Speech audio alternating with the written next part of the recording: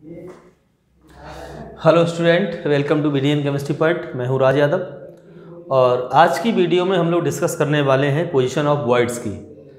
तो 12th में हम लोगों के सिलेबस में 2 टाइप्स की मोस्टली वॉइड्स हैं। फर्स्ट टाइप की वॉइड होती है बेटा tetrahedral void and second void है आपके पास ऑक्टाहेड्रल वॉइड। ठीक है, tetrahedral, octahedral and cubic void, ये 3 टाइप की वॉइड जो है वो पाई जाती है 3D अरेंजमेंट के अंदर, 3D पैकिंग के अंदर। और 2D पैकिंग के अंदर 2 टाइप की वॉइड्स पाई जाती है। वो पाई जाती है, एक होती है आपके पास ट्राइएंगुलर वॉइड और सेकंड होती है स्क्वायर प्लेनर वॉइड। ठीक है, तो हम स्क्वायर प्लेनर को बहुत ज़्यादा डिटेल में नहीं पढ़ेंगे, हम बात करते हैं टेट्राहेड्रल वॉइड्स की। ठीक है, और ऑक्टाहेड्रल वॉइड्स की कि आखिर ये 3D अरेंजमेंट में कहाँ पर प्रेजेंट होती हैं। तो देखिए बेटा, हम स्टार्ट करते हैं टेट्राहेड्रल वॉइड और ऑक्टाहेड्रल वॉइड। वॉइड्स क्या होती है, कितने टाइप्स की होती हैं, कैसे जनरेट होती हैं, ये सारी चीज़ें हम पीछे वाली वीडियो में पढ़ चुके हैं। ठीक है, तो उस वीडियो का लिंक मैं डिस्क्रिप्शन बॉक्स में दे दूंगा, तो उसमें आप लोग वो वॉइड्स को देख सकते हो कितने टाइप्स की होती है। ठीक है, तो बात करते हैं बेटा हम लोग पोजिशन ऑफ वॉइड्स पर। पोजिशन बहुत इंपॉर्टेंट है, मोस्टली बच्चों को पता नहीं रहता है। Position of voids. ठीक है, वॉइड्स की पोजीशन क्या होती है? ठीक, स्थिति यानी कि रिक्तियों की स्थिति, रिक्तियों की स्थिति। ठीक है, क्या मिलेगी आपको, जरा देखिए यहाँ पर रिक्तियों की स्थिति क्या होती है। ठीक है, तो किसके अंदर देखना है हमें बेटा पोजीशन ऑफ वॉइड्स, यानी 3D आपको देखनी है बेटा। 3D FCC and CCP arrangement में आपको ये वॉइड्स देखनी है, FCC और CCP में। ठीक है, ये 2 टाइप्स के अरेंजमेंट में ये वॉइड्स पाई जाती हैं। ठीक, जरा देखिए बेटे कैसे होती हैं। सबसे पहले हम बात करते हैं position of tetrahedral void. Tetrahedral void. ठीक है, टेट्राहेड्रल वॉइड्स की पोजीशन क्या होती है? तो टेट्राहेड्रल वॉइड जो होती है वो प्रेजेंस होती है बॉडी डायगोनल पर। ठीक है, tetrahedral void are present, tetrahedral void are present on the body diagonal.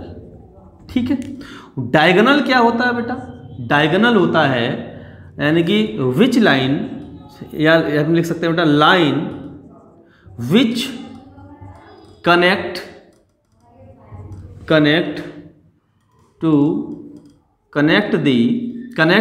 To opposite corner. ठीक है, 2 अपोजिट कॉर्नर को कनेक्ट करने वाली लाइन को हम क्या कहते हैं बेटा? डायगोनल कहते हैं। ठीक है, और line which connect to opposite corner is called diagonal. ठीक है, डायगोनल कहलाती है, यानी ऐसी लाइन जो कोई किन्हीं 2 अपोजिट कॉर्नर को कनेक्ट करती है, अपोजिट कोनों को कनेक्ट करती है, उसे हम डायगोनल कहते हैं।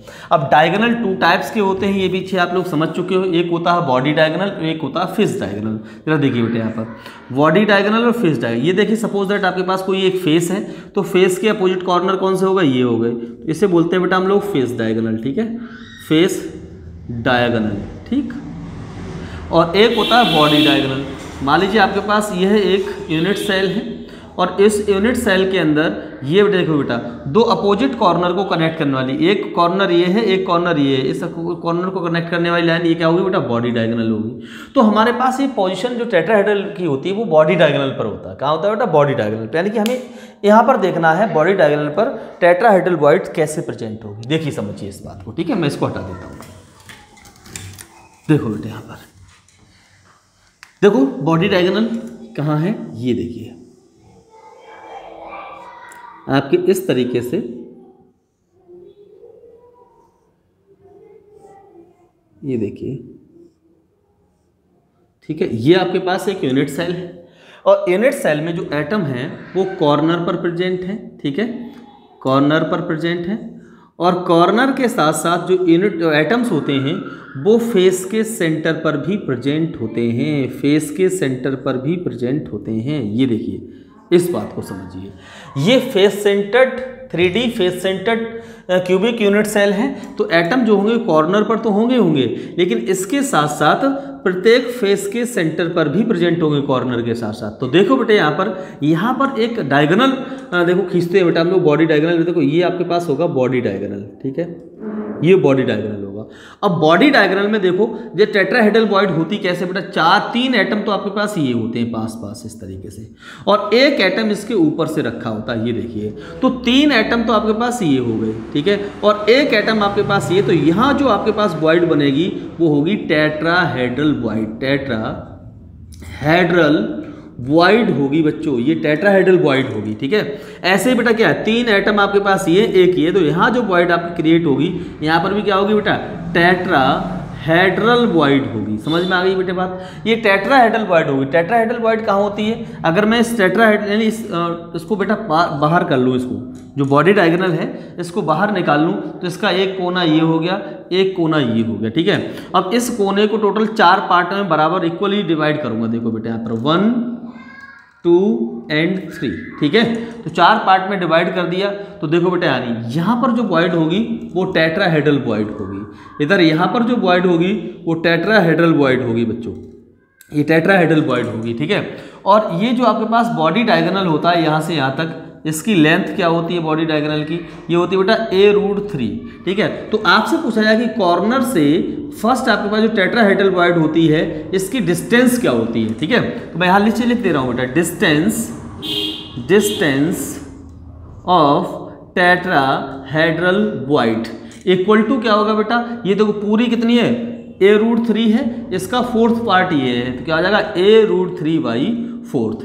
ये आपके पास क्या मिलेगा बेटा, एक टेट्राहेड्रल वॉइड्स की डिस्टेंस मिलेगी।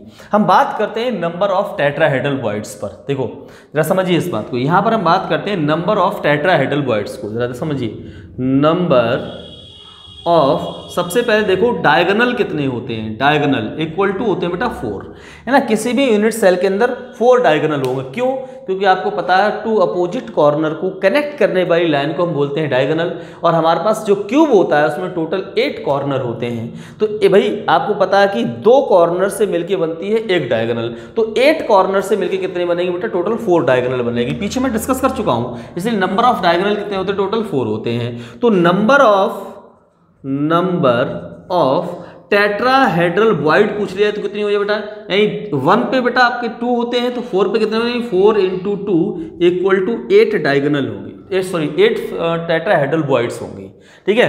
तो किसी भी फेस सेंटर्ड यूनिट सेल के अंदर टोटल 8 टेट्राहेड्रल वॉइड्स होती हैं, ये ध्यान रखें आप लोग, ठीक है। तो ये आप इसका स्क्रीनशॉट लो, फिर मैं चलता हूँ ऑक्टाहेड्रल वॉइड की पोजीशन पर। समझ में आ गया होगा, नहीं आया हो तो बताना, मैं नेक्स्ट वीडियो में आपको डिस्कस कर दूँगा, ठीक है। तो इसका देखिए, लीजिए स्क्रीनशॉट, ले लिया होगा। चलो चलते हैं बेटा हम लोग पोजीशन ऑफ ऑक्टाहेड्रल वॉइड्स पर, ठीक है। देखो बेटा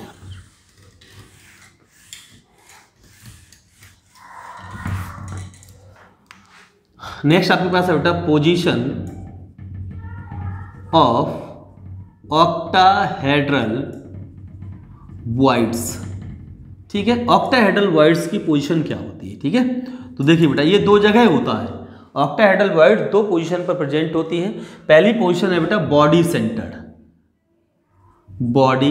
सेंटर, ठीक है। तो यूनिट सेल के बॉडी के सेंटर पर प्रेजेंट होती है। सेकंड नंबर पे बेटा क्या होती है बेटा, यानी ये होती है बेटा एज सेंटर पर, यानी एज सेंटर पर भी आपकी ऑक्टाहेड्रल वॉइड्स प्रेजेंट होती है। तो देखो बेटा यहाँ पर ये रहा आपका बॉडी सेंटर, समझते होंगे बॉडी सेंटर को, देखो भाई यहाँ पर ये देखो, ठीक, ये आपने यहाँ कनेक्ट किया, ये आपने यहाँ कनेक्ट कर दिया और ये यहाँ कनेक्ट कर दिया। आपके पास यूनिट सेल कौन से है, ये एफसीसी यूनिट सेल है, समझते हो बात को। तो देखो बेटा ये आपके पास 8 कॉर्नर हो गए। अब एफसीसी है तो क्या होगा, फेस के सेंटर पर भी एटम होंगे, देखो भाई फेस के सेंटर पर भी एटम हो गया, ये एटम हो गया। अब यहाँ जो वॉइड मिलेगी बच्चे, यहाँ जो वॉइड मिलेगी, इस वॉइड को बोलेंगे हम ऑक्टाहेड्रल वॉइड। क्या बोलेंगे बेटा हम लोग? Octahedral void. तो यहाँ पर हम बात करते हैं ऑक्टाहेड्रल वॉइड। बेटा ये तो एक बॉडी के सेंटर पर हो गई ना, 6 एटम के बीच बन रही है वॉइड, ये 1 2 3 1 2 3। ये एटम कैसे प्रेजेंट होते हैं बेटा ऑक्टाहेड्रल वॉइड्स के अंदर? देखो बेटा यहाँ पर, यानी इस तरीके से मैंने आपको ऐसे बताई है ऑक्टाहेड्रल वॉइड्स कुछ इस तरीके से, 4 एटम ये, एक एटम नीचे से, एक एटम ऊपर से रखो, तो यहाँ जो बनेगी वो ऑक्टाहेड्रल वॉइड होगी। और बुक्स के अंदर ऑक्टाहेड्रल वॉइड कुछ ऐसे बनी होती है, इस तरीके से बेटा देखो जरा यहाँ पर कुछ इस तरीके से आपको ऑक्टाहेड्रल, तो यहाँ जो वॉइड बनती है ये भी ऑक्टाहेड्रल वॉइड होती है। तो 3 एटम आपके पास कैसे हैं? देखो बेटा यहाँ पर इन एटम्स का कुछ इस तरीके से स्पेस आपको दिख रहा है और इन एटम का स्पेस कुछ इस तरीके से दिख रहा है ये। तो इस तरीके से आपको यहाँ पर भी यही चीज़ मिल रही होगी, कुछ ऐसे एक स्ट्रक्चर मिल रही है और एक स्ट्रक्चर आपको ऐसे मिल रही है, ठीक है। तो यहाँ जो वॉइड जनरेट होती है इधर जो बीच के अंदर, उसी को बोलते हैं हम ऑक्टाहेड्रल वॉइड। तो एक तो ये हो गई कि बॉडी के सेंटर पर। हम बात करते हैं एज के सेंटर पर कितनी ऑक्टाहेड्रल वॉइड्स होती हैं। देखो बेटे यहाँ पर ये आपके पास बेटा एक यूनिट सेल है, इसकी कोई एक एज आप पकड़ लीजिए। देखो बेटा यहाँ, ये देखो बेटा यहाँ पर ये आपके पास एक एटम यहाँ होगा, एक एटम यहाँ होगा, एक एटम यहाँ होगा, यहाँ होगा, यहाँ होगा, यहाँ होगा, यहाँ होगा, यहाँ होगा। और देखिए फेस सेंटर है, अगर ये फेस सेंटर यूनिट सेल है तो एक एटम यहाँ होगा और एक एटम इसके जस्ट पीछे वाली साइड्स पे होगा, ठीक है। तो यहाँ जो वॉइड जनरेट हो गई, देखो यहाँ पर ये 6 एटम के बीच में वॉइड जनरेट हो रही है, 1 2 3 4 5 6, कुछ इस टाइप से आपकी वॉइड बन रही होगी। ये देखो बेटे यहाँ पर ये, अगर मैं इसको देखूँ तो ऐसे मिला सकता हूँ, ऐसे मिला सकता हूँ। ये देखिए ये जो आपके पास बन रही है वॉइड, कुछ इस टाइप से ही वॉइड है ये देखो, ये देखिए वॉइड। तो ये जो वॉइड है इसको हम बोलते हैं बेटा ऑक्टाहेड्रल वॉइड। अब आपके पास एज कितने हैं टोटल एज आपके पास है बेटा 12, यानी यूनिट सेल के अंदर 12 एजेस होती हैं। तो नंबर ऑफ एज ठीक है इक्वल टू कितने होते हैं बेटा 12 एजेस। तो 1 जो ऑक्टाहेड्रल वॉइड है उस पर वन ऑक्टाहेड्रल वॉइड 1 एज पर प्रेजेंट होती है, लेकिन यूनिट सेल के अंदर कितना पार्ट ऑक्टाहेड्रल वॉइड का होगा? तो आप थोड़ा सा इसमें थोड़ा सोचना पड़ेगा, आपको इमेजिन करना पड़ेगा कि एक अगर हम बात करते हैं एज की, कमरे की एक एज की बात करें तो कमरे की एक एज 4 कमरों में अटैच होती है। कमरों का जो एक एज होता है कमरे का वो 4 कमरों के साथ में बेटा जुड़ा हुआ होता है। इसका मतलब टेट्राहेड्रल वॉइड जो एक होगी वो 4 कमरों में बटी हुई होगी, डिस्ट्रीब्यूट होगी। तो एक कमरे में कितना हो गया? 1/4 हो गया। तो हमारे पास क्या है? नंबर ऑफ ऑक्टाहेड्रल वॉइड, ठीक है, number of octahedral void equal to, देखो बॉडी के सेंटर पर एक होती है प्लस 12 एजेज पर होती है प्लस, यानी एक एज पर जो कंट्रीब्यूशन होता है वो 1 प्लस नहीं इंटू 1/4 होता है। तो 12 कितना होगा? 12 इंटू 1/4 एंड 4 3 जा 12, तो 1 एंड 3 कितना होगा? टोटल 4 आपके पास क्या हो जाती हैं? ऑक्टाहेड्रल वॉइड्स हो जाती हैं। अब हम बेटा बात करते हैं एफसीसी के एटम और वॉइड्स के बीच रिलेशन क्या होता है। देखो बेटे यहाँ पर इन एफसीसी ठीक है, एफसीसी के अंदर अगर मैं पूछूं रैंक यानी एटम कितने होते हैं बेटा, या मैं लिख देता हूं यहां पर बेटा एटम पर यूनिट सेल यानी जेड कितने होते हैं बेटा? 4। एफसीसी में एटम पर यूनिट सेल कितने होते हैं? 4 होते हैं। पीछे आप पढ़ चुके हो इस चीज के लिए, तो 4 एटम होंगे।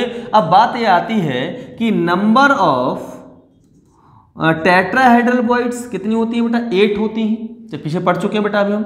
नंबर ऑफ ऑक्टाहेड्रल वॉइड्स कितनी होती है बेटा? 4 होती हैं। तो कुछ आपको कंक्लूजन दिखाई दे रहा होगा कि जितनी जेड की वैल्यू उतनी ही ऑक्टाहेड्रल वॉइड की वैल्यू है। तो अगर मैं जेड की वैल्यू बेटा n अजूम कर लेता हूं तो बेटा ऑक्टाहेड्रल वॉइड कितनी हो जाएगी बेटा? n हो जाएंगी, नहीं हो जाएगी? बिल्कुल हो जाएंगी। देखो यहाँ पर 4 इक्वल है तो यहाँ पर n है तो यहाँ भी n होगी।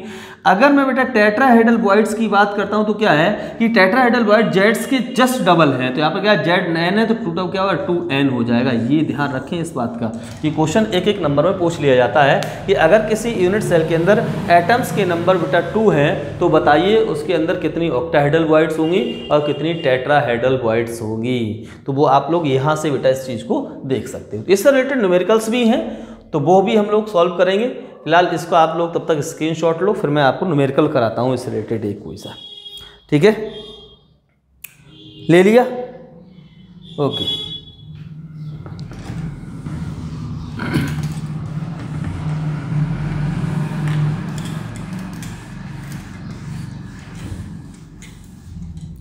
देखो बेटा जरा क्वेश्चन आपको दिया गया है, क्वेश्चन है कह रहा है a compound forms hexagonal close packing structure. A compounds form hexagonal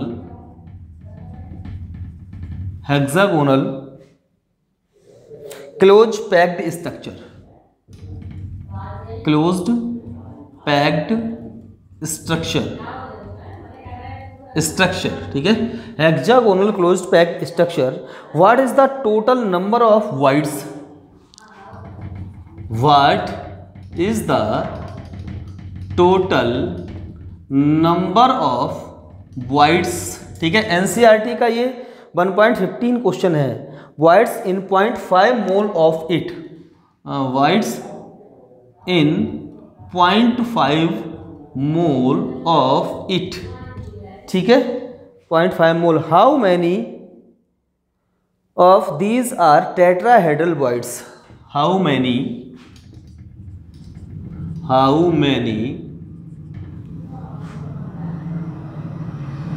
of these are tetrahedral voids, ठीक है।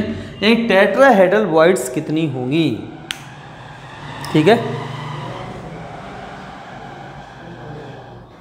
टेट्रागोनल, देखिए बेटा तो फिर क्या करना है इसके अंदर, ठीक है। तो देखो सबसे पहले हमें क्या दिया गया है, मोल्स दिया गया है। आपने 11th में पहला चैप्टर पढ़ा है मोल कॉन्सेप्ट, और जब हमें मोल्स पता होते हैं किसी भी सब्सटेंस के, किसी भी मैटर के हमें मोल्स पता है तो हम उसके अंदर एटम्स निकाल सकते हैं, पार्टिकल्स निकाल सकते हैं। तो मोल्स हमारे पास है, एटम हम कैलकुलेट कर सकते हैं। तो number of total atom in 0.5 mole equal to क्या होता है बेटा, यानी मोल्स इंटू 6.023 यानी 10⁻23 एवोगाद्रो नंबर, ठीक है। एक मोल में इतने एटम होते हैं तो n मोल में कितने एटम होंगे, यानी n इंटू 6.023 इंटू 10⁻23, ठीक है। या फिर आप ऐसे भी लिख सकते हैं बेटा, कैसे लिख सकते हैं जरा इस चीज को देखिए। नंबर ऑफ एटम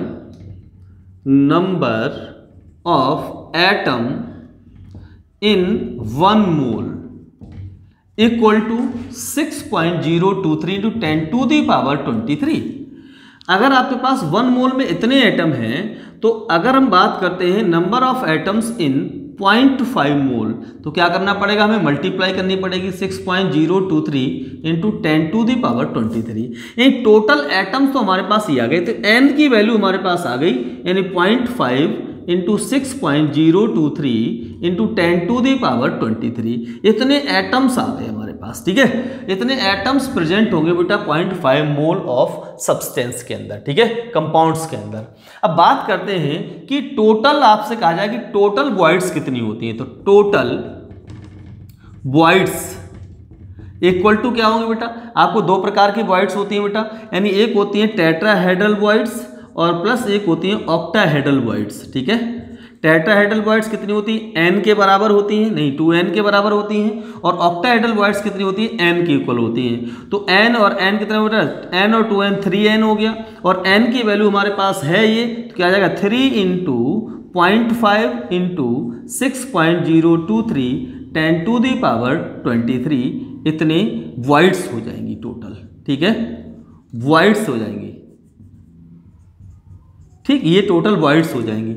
मल्टीप्लाई करो कितना आ जाएगा बेटा, यानी कि आ जाएगा बेटा, यानी कि 3 5 जा 15 यानी 1.5 आ गया, और 1.5 की मल्टीप्लाई इसके साथ करोगे तो क्या बनेगा बेटा, 15 3 45 5 हासिल 4, और 15 दूनी 4 15 दूनी 30 30 और 4 34 4, और हासिल 3 के 3 लिख दिए जाएंगे यहाँ पर, और 15 छक्का 90, ठीक है। ये आ गया आपके पास। कितने के बाद पॉइंट है बेटा यहाँ पर, 1 2 3 ये और 1 ये, यानी 4 के बाद पॉइंट है, तो यहाँ पर आ जाएगा बेटा आपके पास 9.0 कितना आ रहा, 345 इंटू 10⁻23 वॉइड्स हो गई आपके पास, ठीक है। और टेट्राहेड्रल वॉइड्स पूछी गई हैं आपसे, कह रहा है कि how many of these are tetrahedral voids, तो number of tetrahedral voids, number of tetrahedral voids equal to क्या होती है बेटा 2n होती है, ठीक है।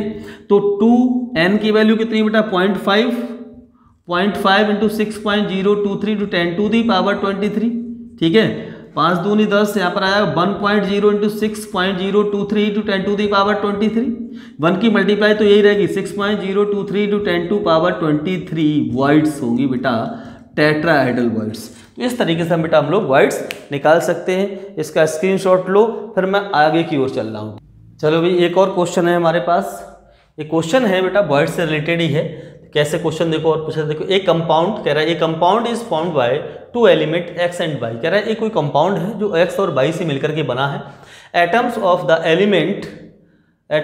एलिमेंट बाय, जो बाई एटम है, make CCP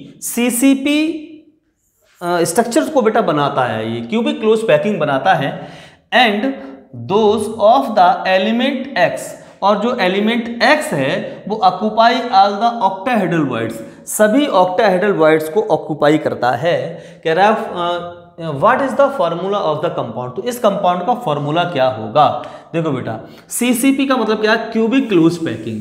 cubic close packing का मतलब क्या हुआ बेटा, यानी क्यूबिक स्ट्रक्चर के फॉर्म में बेटा ये क्या कर रहा है, ऑक्यूपाई हो रहा है। ध्यान समझिए बेटा पर।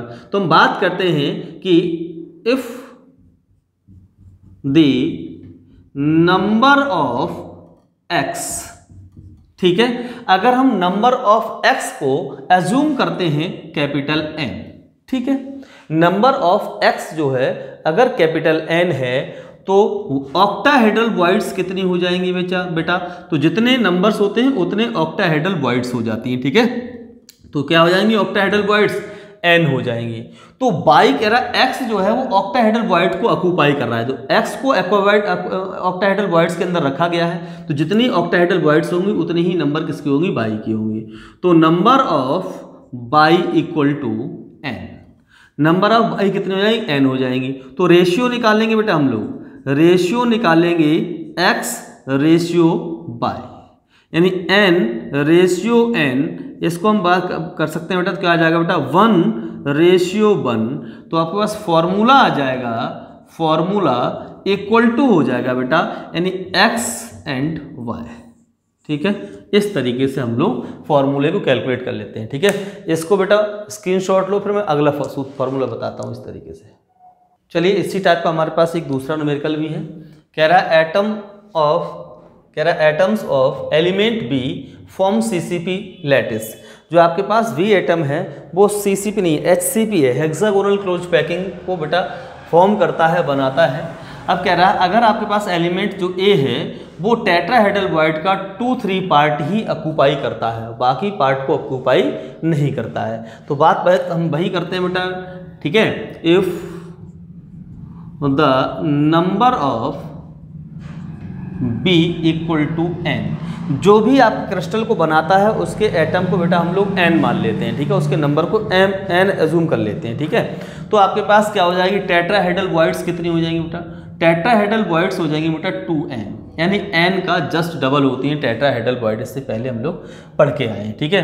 तो बेटा नंबर ऑफ ए क्या होगा बेटा, नंबर ऑफ ए कितनी हो जाएंगी बेटा, नंबर ऑफ ए कितनी होंगी, टेट्राहेड्रल वॉइड जितनी भी हैं उसका 2/3 पार्ट ही ऑक्यूपाई कर रहा है, तो 2n इंटू 2/3, यानी यहाँ पर आ गया बेटा 4/3n। इतने आपके पास आ गए नंबर ऑफ ए। अब निकालो रेशियो, तो रेशियो हो जाएगा ए रेशियो बी, तो क्या 4/3n बाई यहाँ पर 2n है कि n है बेटा, यहाँ पर तो ये n हो गया, ठीक है।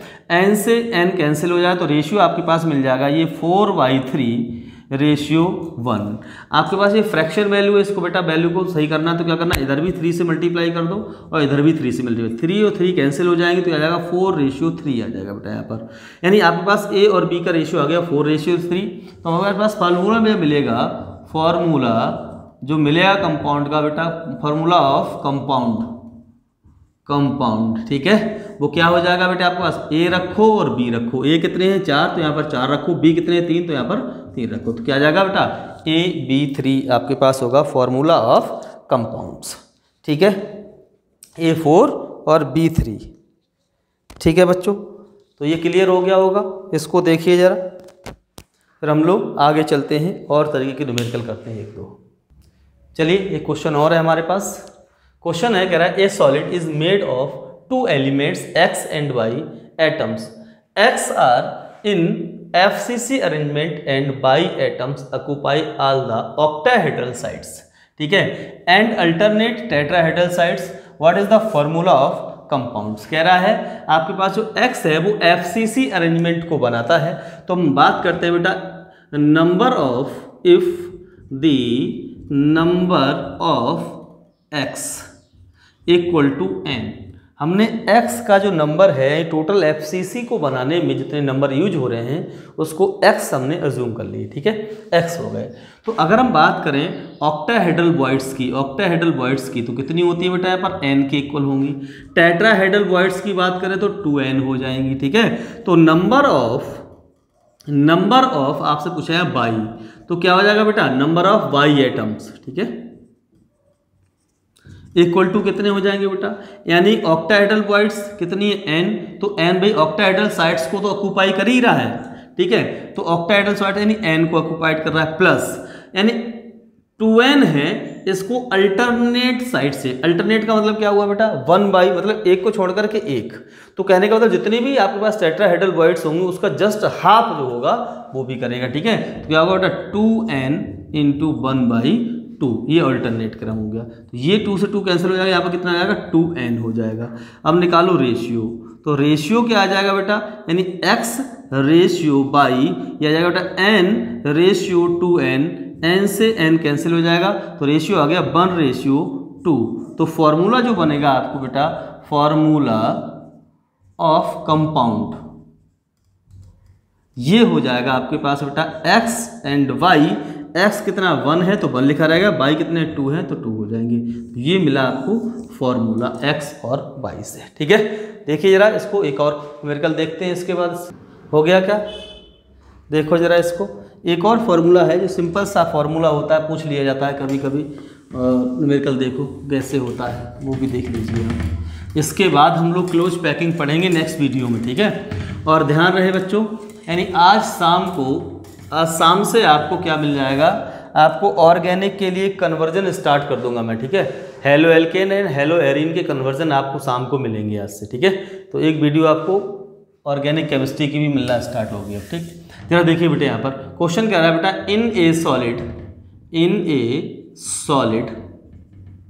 ठीक है, इन ए सॉलिड, ठीक, क्या है बेटा, यानी आपके पास जो एटम ए है, यानी atom A are present at the corner, ठीक है, and atom A are present at the corner and atom B are present at the face centre at the each face centre, ठीक है, कह रहा है प्रत्येक फेस के सेंटर पर बी प्रेजेंट है। तो क्या है बेटा, what is the formula of compound का फॉर्मूला क्या होगा। तो देखिए बेटा, आपके पास कोई एक यूनिट सेल है, ठीक है, इस यूनिट सेल के अंदर आपको जो ए एटम है वो कहाँ प्रेजेंट है, ए एटम प्रेजेंट है बेटा कॉर्नर्स पर, यानी यहाँ प्रेजेंट है ए यहाँ प्रेजेंट होता है बच्चे, कॉर्नर पर प्रेजेंट है, आपके पास केवल ए कॉर्नर पर प्रेजेंट है। और बी कहाँ प्रेजेंट है, बी है फेस के सेंटर पर प्रेजेंट। तो एक बी आपके पास यहाँ आ गया, एक बी यहाँ आ गया, एक बी यहाँ आ गया, एक बी यहाँ आ गया, एक यहाँ पर बी आ गया। अब हम बात करते हैं नंबर ऑफ ए एटम्स, ठीक है, ए एटम्स का नंबर क्या होगा। तो बेटा केवल कॉर्नर पर प्रेजेंट है, तो कॉर्नर वाले का कंट्रीब्यूशन होता है बेटा 1/8, और 1/8 को हम 8 से मल्टीप्लाई करते हैं, क्या आ जाएगा बेटा यहाँ पर 1 आ जाएगा। तो नंबर ऑफ बी क्या हो गया, नंबर ऑफ बी एटम हो गया बेटा, नंबर ऑफ बी एटम्स कितना हो जाएगा, फेस के सेंटर पे है तो यानी फेस वाले का कंट्रीब्यूशन होता है 1/2, कितने 6 एटम, तो 6 से मल्टीप्लाई कर 2 3 जा कितने हो गए 6 हो गए, 3 एटम आपके पास बी के हो गए। तो रेशियो निकालोगे बेटा ए और बी का, तो रेशियो क्या आ जाएगा बेटा, यानी ए रेशियो बी यानी 1 रेशियो कितना आ गया 3 आ गया। तो फॉर्मूला क्या हो जाएगा बेटा, ये फॉर्मूला हो जाएगा बेटा AB3। तो ऐसे भी क्वेश्चन आपसे पूछे जा सकते हैं। तो आपकी आज की वीडियो में इतना ही है और फिर हम लोग नेक्स्ट अगले वीडियो में पढ़ेंगे बेटा पैकिंग यानी क्लोज पैकिंग के बारे में। इसमें 1 डायमेंशनल क्लोज पैकिंग पढ़ेंगे, 2 डायमेंशनल क्लोज पैकिंग पढ़ेंगे, 3 डायमेंशनल क्लोज पैकिंग पढ़ेंगे। और क्लोज पैकिंग पढ़ने के बाद अच्छा एक बात और भी आपको बता देता हूं कि ऑर्गेनिक की भी वीडियो आपको साथ साथ मिलेंगी, बिल्कुल जीरो से ऑर्गेनिक स्टार्ट करेंगे हम लोग, ठीक है। चलो मिलते हैं नेक्स्ट वीडियो के अंदर, ओके बाय।